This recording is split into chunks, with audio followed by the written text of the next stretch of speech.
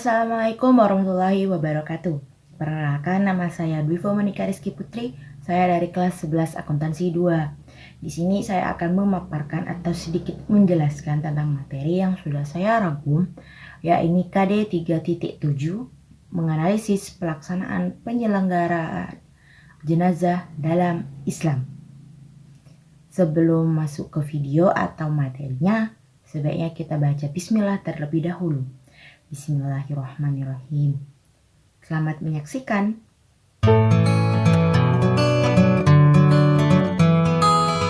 Nah, yang pertama yaitu kewajiban umat Islam terhadap jenazah.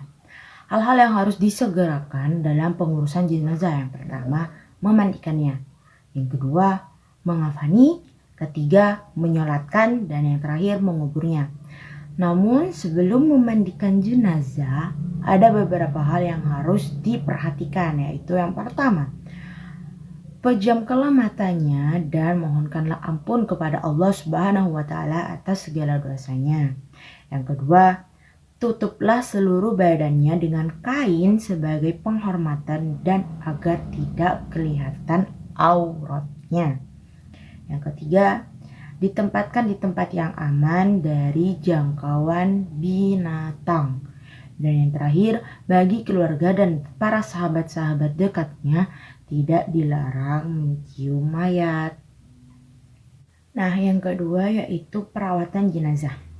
Yang pertama, memandikan jenazah. Syarat-syarat wajib dalam memandikan jenazah antara lain, yang pertama, jenazah itu orang Islam, apapun aliran, mazhab, ras, suku, dan profesinya, yang penting dia Islam.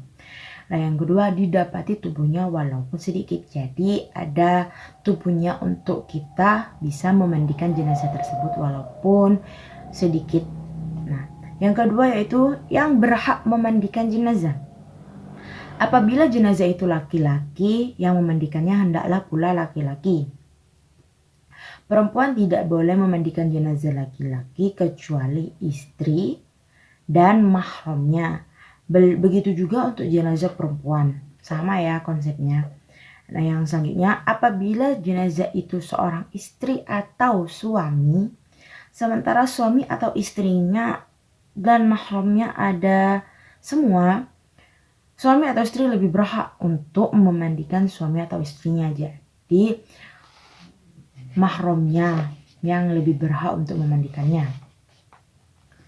Selanjutnya, apabila mayatnya anak laki-laki atau perempuan, bentuk tata cara memandikannya sama dengan pemandian jenazah orang dewasa, yakni dengan di tempat tertutup. Mayat diletakkan di tempat yang tinggi seperti dipan, lalu dipakaikan kain basahan seperti sarung agar aurat tidak terbuka. Selanjutnya, mayat didudukkan atau disandarkan pada sesuatu, lantas disapu perutnya sambil ditekan-tekan pelan-pelan agar semua kotorannya keluar. Setelah itu, dibersihkan dengan tangan kiri, dan yang memandikannya dianjurkan menggunakan sarung tangan dan boleh menggunakan atau memakai wangi-wangian. Setelah itu, hendaklah mengganti sarung tangan untuk membersihkan mulut dan gigi si mayat, membersihkan semua kotoran dan najis, mewudukkan, setelah itu membasuh seluruh badannya. Disunahkan membasuh 3-5 kali. Dan yang terakhir, dianjurkan menggunakan air yang dingin. Nah, yang kedua yaitu mengafani jenazah. Setelah selesai dimandikan, jenazah selanjutnya dikafani. Kain kafan paling tidak 1 lapis, tapi sebaiknya 3 lapis bagi mayat laki-laki dan 5 lapis bagi mayat perempuan. Setiap 1 lapis diantaranya merupakan kain basahan. Cara membungkusnya adalah hamparkan kain helai demi helai dengan menaburkan kapur barus pada tiap lapisnya. Kemudian si mayat diletakkan di atasnya, kedua tangannya dilipat di dada dengan tangan kanan di atas tangan kiri, Mengafaninya pun tidak boleh asal-asalan. Jadi jangan asal melipat seperti kita membungkus kue ya. Jadi kita harus rapih dan tertutup karena itu sebuah mayat bukan sebuah makanan. Ingat ya. Yang ketiga yaitu menyolati jenazah. Untuk ini memang harus ya karena Islam. Nah ya, untuk bisa disolati keadaan si mayat haruslah pertama suci, baik badan, tempat maupun kafan. Jadi harus bersih ya. Yang kedua, sudah dimandikan dan sudah dikafani, bukan belum dimandikan dan masih baju awal ya, jadi harus dimandikan dan dikafani. Yang ketiga, jenazah sudah berada di depan orang yang menyolatkan atau sebelah kiblat. Tata cara pelaksanaan sholat jenazah. Yang pertama, jenazah diletakkan di depan jamaah. Apabila mayatnya laki-laki, imam berdiri di dekat kepala jenazah. Apabila mayat perempuan, imam berdiri di dekat perut jenazah.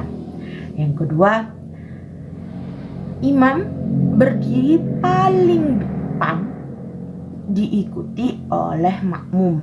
Jika yang menyolati sedikit, usahakan dibuat 3 baris atau syaf.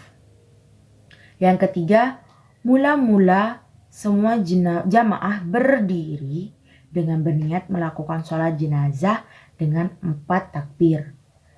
Berikut bacaan niatnya yaitu Bismillahirrahmanirrahim. Usolli ala hadal mayyiti 4 takbiratin fardal kifayati ma'muman lillahi ta'ala. Yang artinya, aku berniat sholat atas jenazah ini 4 takbir fardu kifayah sebagai makmum karena Allah Subhanahu wa ta'ala. Yang keempat, kemudian takbiratul ihram yang pertama, dan setelah takbir pertama itu selanjutnya membaca surah Al-Fatihah. Yang kelima, takbir yang kedua dan setelah itu membaca sholawat atas Nabi Muhammad SAW. Seperti Allahumma sholli ala Muhammadin wa ala ali Muhammad. Nah, yang keenam, takbir yang ketiga kemudian membaca doa untuk jenazah. Doanya seperti ini. Allahumma ghfir lahu warhamhu wa'afihi wa'fu anhu. Yang artinya, ya Allah ampunilah ia, kasihanilah ia, sejahterakanlah ia, dan maafkanlah kesalahannya. Yang ketujuh, takbir yang keempat dilanjutkan dengan membaca doa seperti berikut. Allahumma la tahrimna ajrahu wa la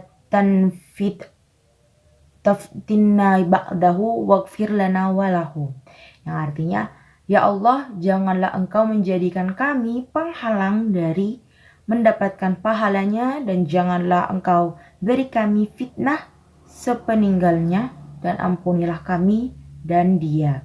Hadis riwayat Hakim. Dan yang terakhir yaitu yang ke-8, membaca salam sambil menoleh ke kanan dan ke kiri. Itulah cara menyolatkan jenazah. Yang keempat yaitu menguburkan jenazah. Rasulullah Shallallahu Alaihi Wasallam menganjurkan agar jenazah segera dikuburkan dan sebaiknya mengubur jenazah pada siang hari. Boleh di malam hari jika memang keadaannya darurat, tapi sebaiknya di siang hari saja ya. Yang selanjutnya itu anjuran meluaskan liang kubur. Jadi untuk liang kubur jenazah harus luas, ya tidak luas seluas lapangan juga, tapi setidaknya luas tidak pas dengan ukuran si jenazah gitu. Terus boleh menguburkan 2-3 jenazah dalam satu liang kubur. Boleh. Dan yang terakhir bacaan meletakkan mayat dalam kubur yaitu seperti berikut. Bismillahi wa ala millati Rasulillah. Artinya dengan nama Allah dan nama agama Rasulullah. Dalam riwayat lain Rasulullah SAW membaca juga seperti berikut. Bismillahi wa ala millati Rasulillahi wa ala sunnati Rasulillah. Yang artinya dengan nama Allah dan nama agama Rasulullah dan atas nama sunnah Rasulullah. Hadis 5 ahli hadis kecuali Nasai dan Ibnu Umar radhiyallahu anhu. Nah, sebelum dikubur atau sebelum disemayamkan si jenazah, ahli waris atau keluarga hendaklah bersedia menjadi penjamin atau menyelesaikan segala hutang-hutang si mayat jika ada. Nah, baik dari harta yang ditinggalkannya atau dari sumbangan keluarganya.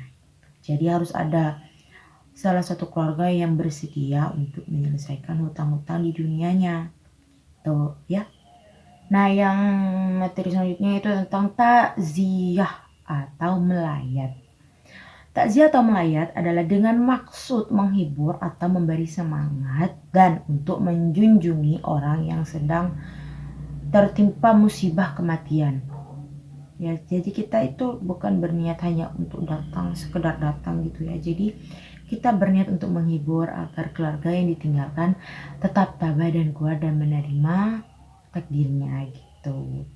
Nah, adab atau etika yang bertakziah atau orang bertakziah. Adabnya ada ya, seperti yang pertama, menyampaikan doa untuk kebaikan dan ampunan terhadap orang yang meninggal, serta kesabaran bagi orang yang ditinggal. Gitu. Terus yang kedua, hindarilah membicarakan hal-hal yang menambah sedih keluarga yang ditimpa musibah. Jadi jangan bawa hal-hal sedih, jadi kita harus memberikan atau mengajaknya untuk happy sedikit biar tidak terlalu larut dalam kesedihan. Terus hindarilah canda-canda atau canda tawa apalagi sampai terbahak-bahak. Ingat ya, itu suasana duka, bukan suasana ngerumpi. Jadi kita harus jaga etika kita. Selanjutnya, usahakan turut menyolati mayat dan turut mengantarkan ke pemakaman sampai selesai penguburan. Yang selanjutnya, membuatkan makanan bagi keluarga yang ditimpa masalah. Ingat, dia yang ditimpa masalah bukan kita yang numpang makan ya, gitu. Jadi kita harus berperilaku yang baik. Paham? Selanjutnya yaitu ziarah kubur, yang artinya berkunjung. Ziarah kubur, nah kata ziarah itu artinya berkunjung. Nah, kubur artinya kuburan. Jadi ziarah kubur artinya berkunjung ke kuburan dengan niat mendoakan orang yang sudah meninggal dan mengingat kematiannya gitu. Jadi itu salah satu sikap hormat kita kepada yang sudah meninggal gitu. Nah, hikmah dari ziarah kubur. Nah, ada hikmahnya dari ziarah kubur, bukan hanya sekedar datang gitu udah pulang gitu, kita tidak mendapatkan apa-apa. Jadi kita itu mendapatkan juga gitu. Hikmahnya yang pertama, mengingat kematian. Jadi kita senantiasa bisa mengingat bahwa ajal itu kapanpun dan dimanapun pasti akan menjemput kita. Nah, yang kedua, dapat bersikap zuhud, yaitu menjauhkan diri dari sifat keduniawian. Ingat, dunia ini hanya sebentar. Jangan terlalu berhappy-happy ya, bersenang-senang dengan dunia. Terus yang ketiga, selalu ingin berbuat baik kepada diri kita maupun kepada orang lain, karena itu sebagai bekal kelak di alam kubur dan di akhirat kita. Selanjutnya yang terakhir, mendoakan si mayat agar Allah Subhanahu wa Ta'ala mengampuni segala dosanya, menerima amal baiknya dan mendapat ridhonya. Itu hikmahnya. Nah, saat kita juga ziarah nih, ada juga adab atau etika yang kita lakukan agar tidak asal datang terus pergi gitu. Ada adabnya. Yang pertama, niatkan dengan ikhlas karena Allah Subhanahu wa Ta'ala.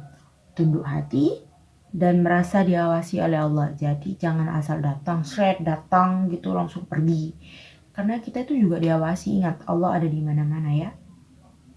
Yang kedua, sesampainya di pintu kuburan, tuh kan pasti ada pintu tuh ya. Nah, ucapkan salam sebagaimana yang diajarkan oleh Rasulullah SAW, yakni Assalamualaikum ya ahlal kubur, fa inna insyaallahu bikum lahikum. Yang artinya, keselamatan semoga tetap bagimu wahai ahli kubur, dan insya Allah kami akan bertemu dengan kamu semua. Hadis riwayat Tirmizi. Yang selanjutnya, tidak banyak bicara mengenai dunia di atas kuburan. Ingat, kita ke sana untuk mendoakan, bukan bergosip. Jadi tidak usah bahas tentang dunia. Yang penting kita ke sana, datang, baca assalamualaikum, baca doa, mendoakan, dan saling ingat tentang kematian, lalu kita doakan dia. Jangan bahas-bahas yang lain. Yang selanjutnya, berdoa untuk ampunan dan kesejahteraan si mayat di alam barzah dan di akhirat kelak. Ingat, saling mendoakan itu sangat penting karena kita umat Islam, terutama umatnya Rasulullah SAW. Yang terakhir, diusahakan untuk tidak berjalan melangkahi kuburan atau menduduki nisan.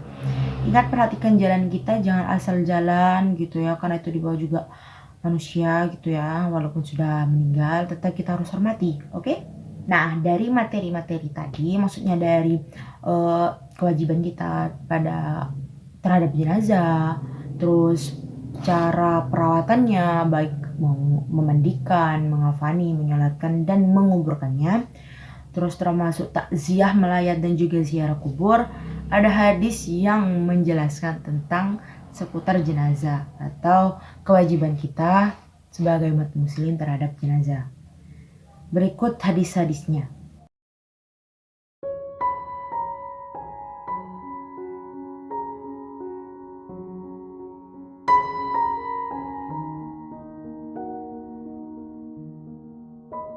Nah, dari penjelasan tadi semoga bermanfaat bagi kita semua dan semoga menambah ilmu pengetahuan kita.